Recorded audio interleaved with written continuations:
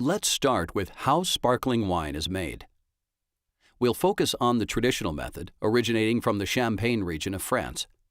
There are 6 steps in this process. Step 1.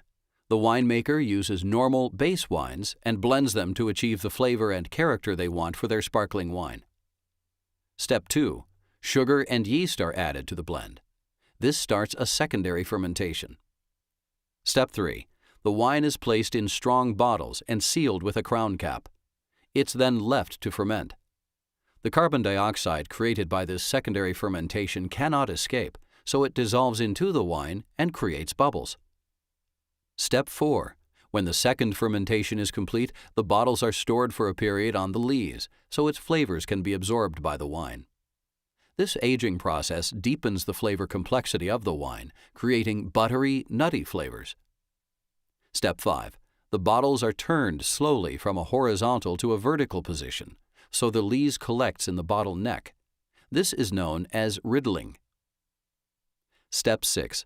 The bottles are submerged in a supercooled salt brine, which creates an ice plug in the bottle neck, freezing the lees with it. The crown cap is then popped off, and the pressure inside shoots the ice plug out of the bottle. This is known as disgorgement. The bottle is then topped off with a mixture of sugar syrup and wine and resealed with a reinforced champagne cork and a wire muzzle. That's the traditional method, but there are 2 others. The Charmat or tank method is where wine is fermented in pressurized tanks instead of individual bottles. The fizzy wine is then transferred to bottles afterwards. The carbonation method is where carbon dioxide is injected into regular still wines, making them fizzy. Both these methods are cheaper than the champagne method, but don't produce the same high quality.